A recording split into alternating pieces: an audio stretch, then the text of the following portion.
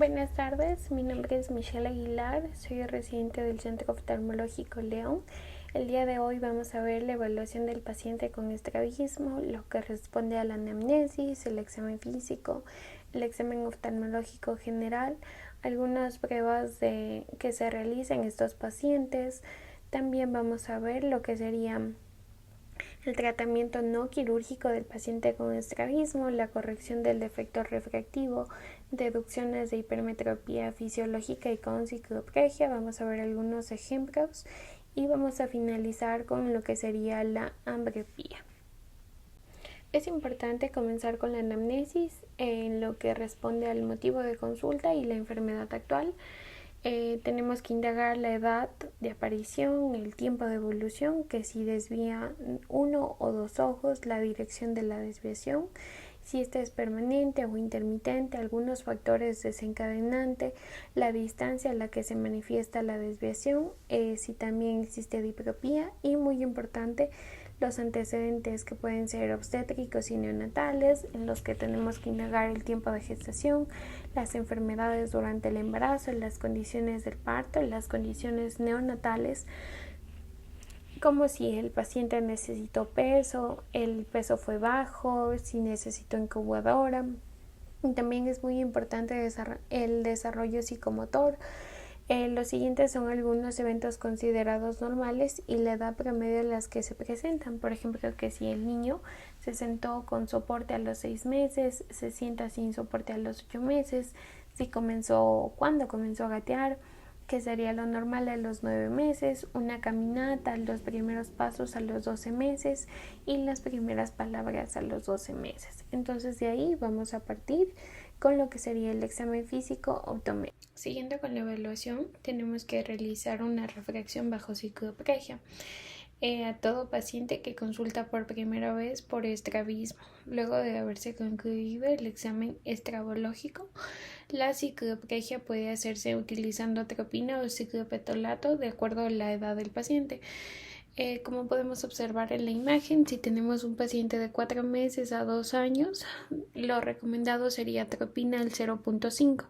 A partir de los 2 hasta los 15 años podemos ocupar atropina al 1% y en mayores de 15 años ya se recomienda el uso de ciclopentolato al 1%.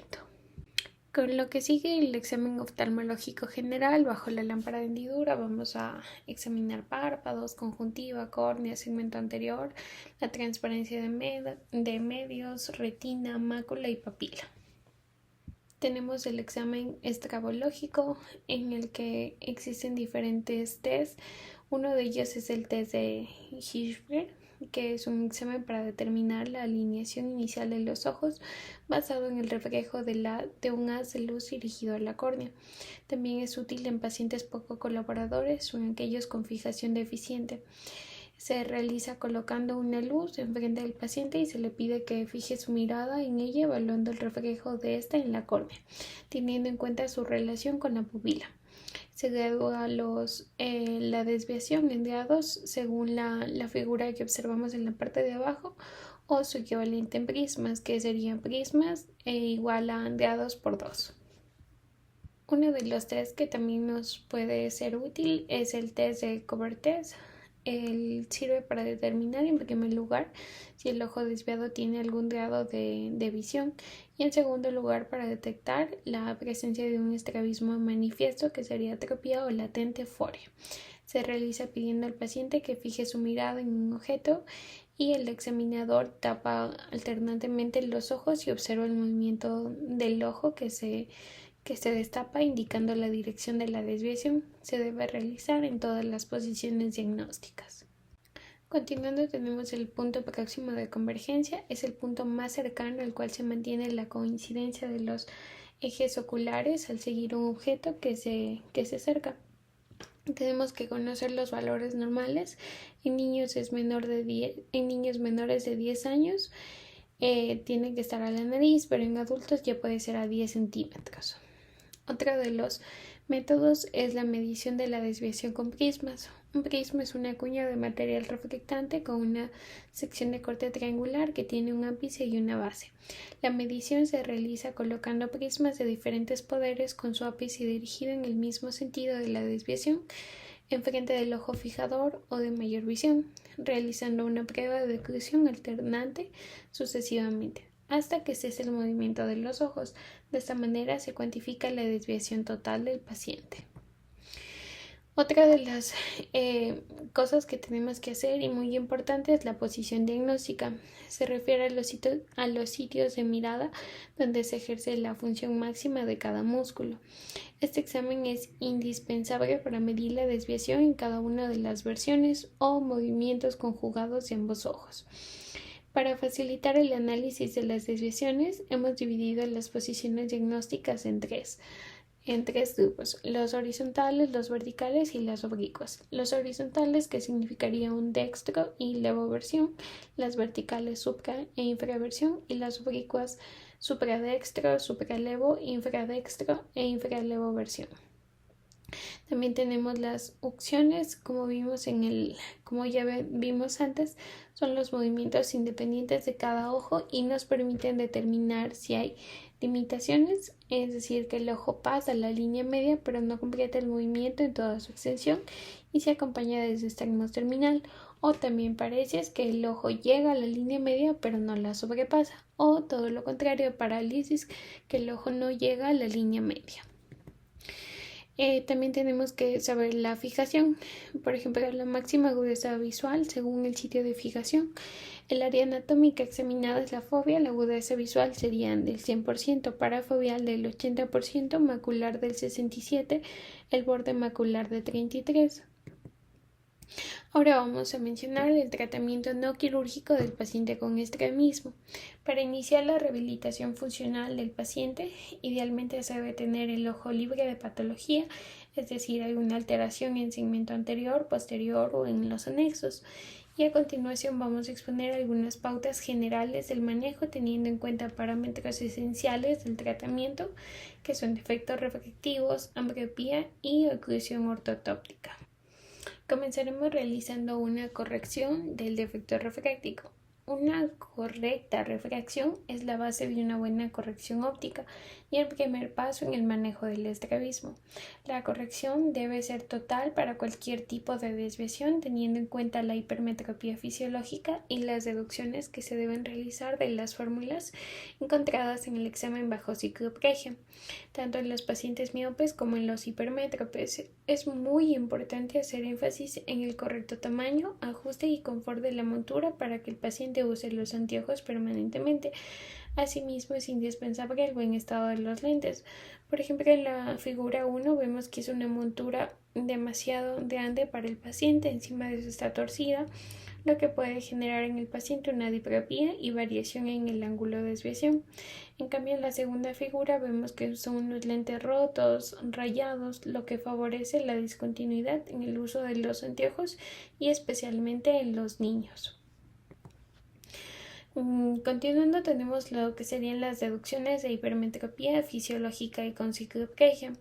Tenemos que saber que la hipermetropía fisiológica, durante el desarrollo ocular, las variables que determinan el estado refractivo cambian hasta llegar a ser estables durante la edad adulta.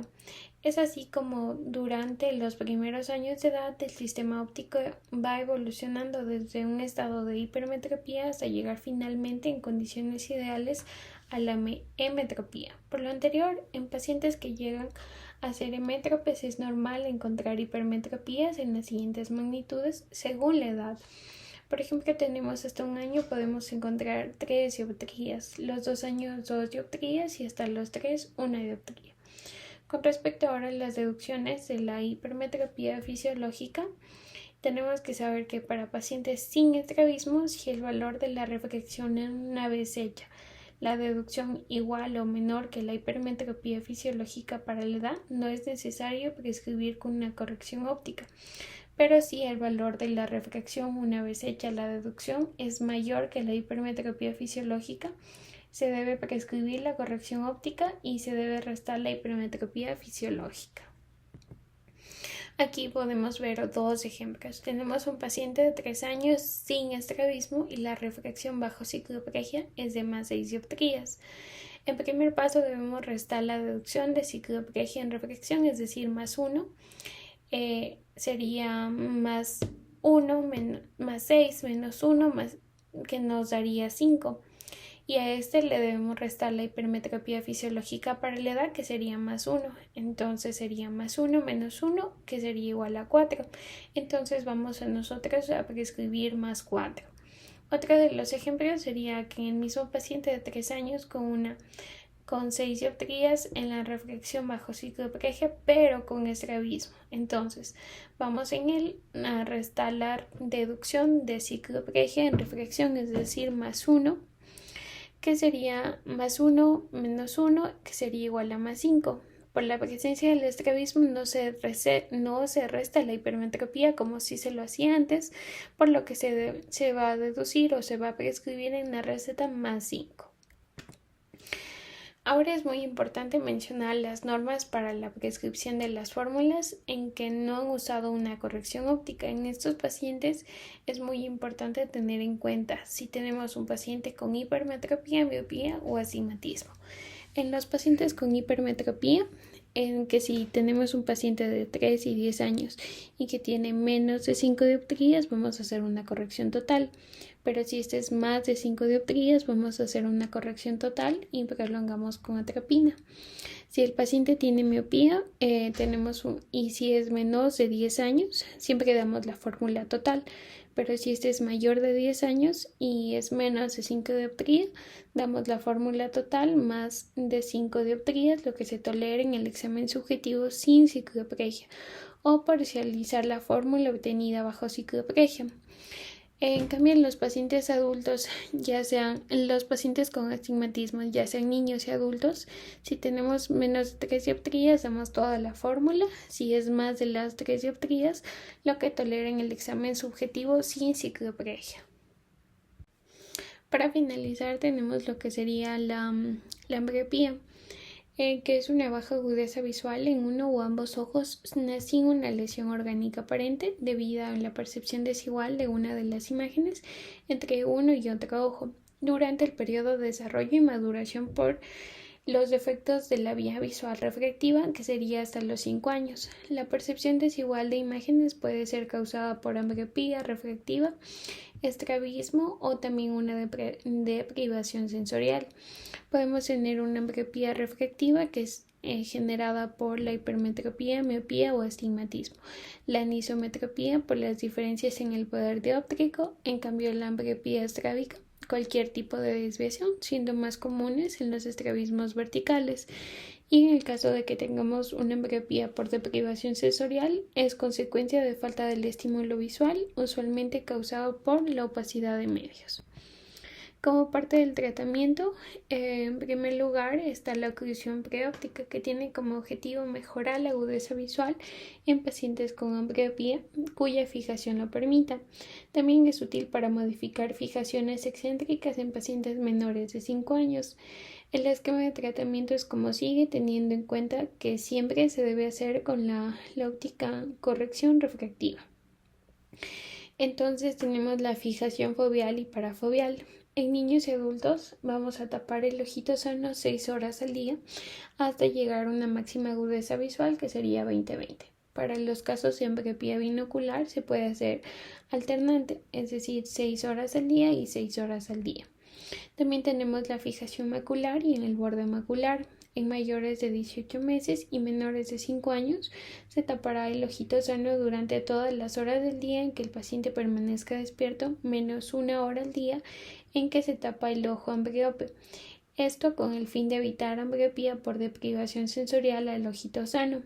También tenemos la fijación excéntrica, que su tratamiento solo es útil en pacientes menores de 5 años y se inicia con tapar el ojito ambliope todo el día, durante 15 días con el objetivo de borrar la fijación excéntrica. Luego se tapará el ojito sano todo el día menos 1 hora, en la cual se tapa en cambio el ojo ambliope, haciendo controles mensuales durante por lo menos 3 meses. Vamos a mencionar muy rápidamente lo que sería la oclusión con fin ortotóptico. Este tipo de oclusión tiene como objetivo eliminar contracturas secundarias de los músculos extraoculares, estabilizar el ángulo de desviación y evitar la supresión o la diplopía. El esquema de oclusión, como podemos observar, si tenemos menores de 3 años lo vamos a hacer 1 por 1, si es de 3 a 5 años 3 por 1, si es de 5 a 8 años de 8 por 1, si tiene de 8 a 12 años 15 por 1, si es mayor de 12 años lo vamos a hacer 30 por 1. Con respecto a las consecuencias de las desviaciones, con respecto a la visión binocular, varía según la edad de aparición de la desviación, manifestándose como supresión en menores de 8 años y como diplopía en mayores de 8 años. Es muy importante tener en cuenta que los pacientes con estrabismo, especialmente con endotropía, que presentan una supresión y correspondencia sensorial anómala, no deben ser tratados con terapia antisupresiva por la posibilidad de desarrollar diplopía irreversible. En los casos, en cambio, de pacientes que no presentan diplopía, vamos a hacer lo siguiente. Vamos a tapar un día un ojo y al día siguiente el otro ojo por 6 horas cada día. Es decir, 1 por 1, 6 horas al día, hasta estabilizar el ángulo de desviación, obviamente manejándolo al paciente y citándolo por lo menos cada 3 meses.